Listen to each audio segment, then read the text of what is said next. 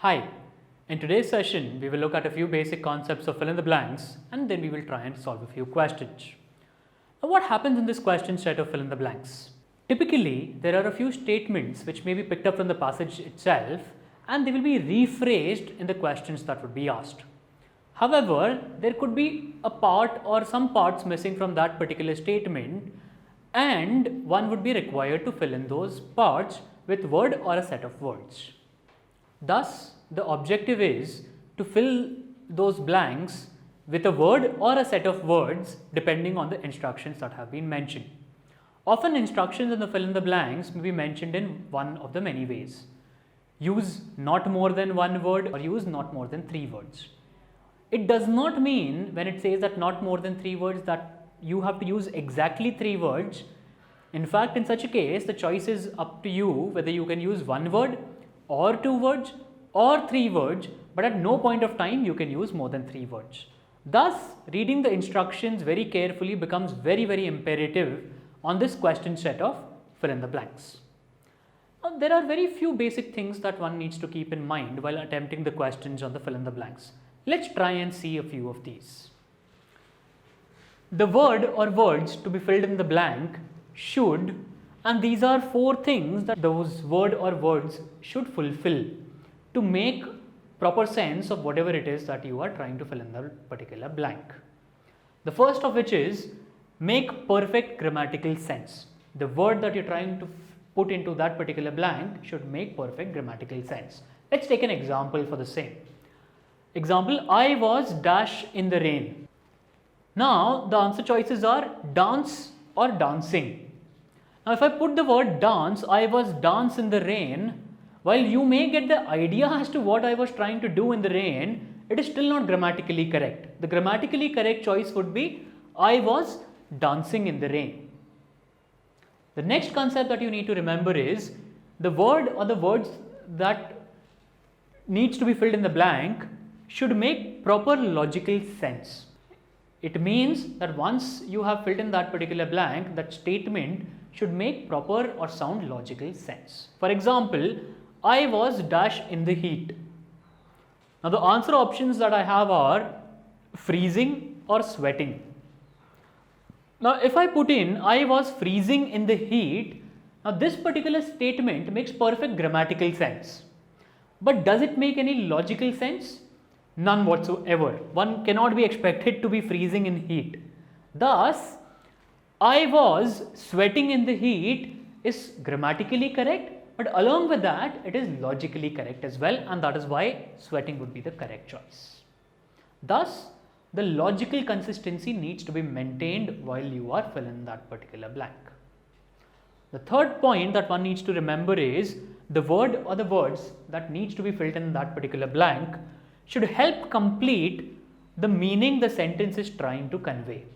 It simply means that once a particular word or a set of words is filled in that particular blank, the sentence should be self-explanatory and there is no ambiguity or incomplete information which remains. Let's take an example for this as well. Example, I was dash to eat. Now there are 2 options again for this. I was slicing or slicing mangoes. Now what seems to be the correct choice? While I was slicing to eat makes proper grammatical sense, it still does not give me the complete picture as to what was I slicing to eat. And when I look at this particular option, slicing mangoes, and try to fill in over here, I was slicing mangoes to eat. Now this particular set of words, that is slicing mangoes, they help make perfect grammatical sense. It helps make perfect logical sense, and also when I use this particular set of words, it completes the entire sentence or completes the entire meaning which the sentence is trying to convey. Reading this sentence helps me understand, oh, okay, I was slicing mangoes to eat, and there is no ambiguity that remains. And this is another very important concept. The last concept which is equally important is that the word that needs to be filled into that blank, word or set of words, should be from the passage itself. there cannot be any supplementation of words taken from outside the passage, even if the word or the choice of word that you're making, which is outside the passage, makes perfect grammatical, logical sense and is perfectly coherent and explaining the sentence completely. It cannot even be a synonym of the word that needs to be filled in here. In fact, the word or the set of words have to be taken as it is from the passage itself. These are the most important concepts on fill in the blanks. There are a few other pointers which one needs to keep in mind while solving this question set of fill in the blanks, and let's take a look at the same. Having gone through a few basic concepts of fill in the blanks, we now look at those one or two ways in which we can solve any question asked on this particular question set. We've taken a few sentences which do not really require a lot of context or information or a passage to solve these particular questions. Let's try and solve this using those one or two techniques that we have at our disposal. Let's try and read the first sentence. The objective of the dash was to win the championship. When I read this particular question or I read this particular statement, I automatically know that probably the missing word over here could be a team or a committee or a game or something. Correct? So at least reading this particular sentence, I know what this sentence is trying to convey and which gives me an idea of the related word. So probably here the answer could be team. In the second statement, the bees were to dash honey from the flowers. Now when I read this particular sentence, I automatically know that the bees were to do something to the honey, or in all likelihood they were supposed to collect honey or assimilate honey. Correct? So chances are that the answer or a possible or a plausible answer could be collect honey. And this I have gauged only by trying to understand what this particular sentence has been trying to say. The third one is honesty is a dash virtue to have. So by default, I know that honesty is a good virtue to have. So the answer could probably be wonderful or beautiful or good. Correct? And thus, although I do not actually have a context or I do not really have any information, but just reading these sentences, I have been able to gauge what these sentences might have been and what would have been those appropriate words to fill into that particular blank. Now this is one way to solve questions on the fill in the blanks, and in fact people who typically are able to achieve a great score on the IELTS examination often use these techniques that by just reading the sentence they are able to relate it with certain information in the passage, and subconsciously or even consciously they are able to arrive at the word or a similar word which was to be filled in the sentence, and all they then need to go is go back to the passage and check for that synonym or the word which was used in the passage which would appear on the blank. This is one way to solve this question of fill in the blanks. There is one more way to solve fill in the blanks, and this again is very useful especially for people who struggle with this question set of fill in the blanks. The key to this particular approach is having a hold on grammar, or to try and gauge the grammar or the kind of word or those set of word which will come into this particular blank. And one question that a person needs to ask while solving or attempting these questions is asking the question what? The answer or the type of answer to this particular question what will help you determine as to the nature of this particular word which will come in the blank. It may sound a little confusing, but just bear with me and you will actually see how this helps you solve the questions or with an increased accuracy. For example, if I don't know what will be the word that will be used over here, the objective of the dash was to win the championship. Now, if in place of the blank, if I ask the question what, the objective of the what was to win the championship, So the answer to this particular what essentially tells me the objective of something was to win the championship.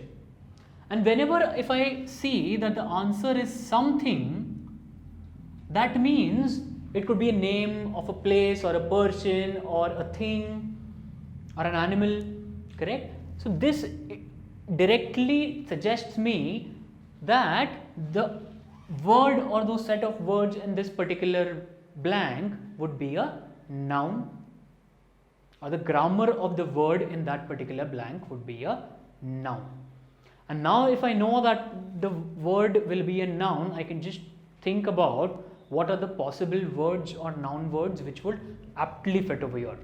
Now obviously it takes a little longer to explain this, but if you are able to find the rephrase sentence as part of the paragraph, it will be far more easier for you to search which are those specific noun words pertaining to this sentence, which when put into this particular blank would make complete sense, right? And again, if I were to think, or the word that I had used, team or a committee or a group, all these are nothing but noun words, and thus I again come at the same answer, team or a group or a committee, which are all nouns. Let's move on to the second sentence and try solving this again using a grammatical logic. The bees were to dash honey from the flowers. Now again, if I ask this particular question what in place of the blank, the bees were to what? If I ponder upon the answer to this particular question, I do not get a something over here. In fact, because of this to, it suggests that the bees were to do something to the honey. And whenever there is this actionable word, do something, it indicates that the word which will probably be filled or probably be used to fill the blank is an actionable word, which is nothing but your verb. And thus, now if I actually check to collect or to gather, they make perfect grammatical sense, and collect or gather is nothing but a verb. And thus, asking this question what in place of the blank suggested me as to what is the kind of action or what will be the nature of the word which will be used in that particular blank. Let's look at the third sentence as well. Honesty is a dash virtue to have. Now again, can I put this question what? And when I do put in this question what, the answer to this particular question becomes honesty is a what virtue to have? Is some kind of a virtue to have. Now if I look at it very carefully, since the noun is already mentioned over here, correct, it is saying that it is a kind of a virtue or a type of a virtue. And what is that particular aspect of grammar which further qualifies a noun or further describes a noun? It is nothing but an adjective which qualifies a noun or provides additional information on the noun itself. And thus, when I ask this particular question what, again probably my answer is something or some kind of something, correct? Which again points me to the fact that the word to be filled in here would probably be an adjective. And now if I actually try and gauge this, honesty is it could be beautiful virtue to have or a wonderful virtue to have. If I further ponder upon it, both these words are actually nothing but adjectives. Thus, there is not just one short method of solving this particular question type, there are two.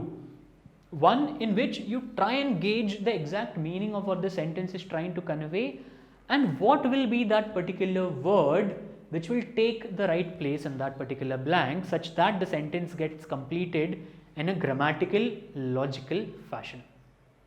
The other way to do that, which is far more effective, especially for people who are struggling with fill in the blanks, would be to ask this simple question what, as asking this question what in place of the blank will make you ponder upon the question or make you ponder upon the answer of that what. And depending on the answer to the question what will help us determine the nature of the answer which is to be filled in the blank, that is whether it is a noun or a verb or an adjective.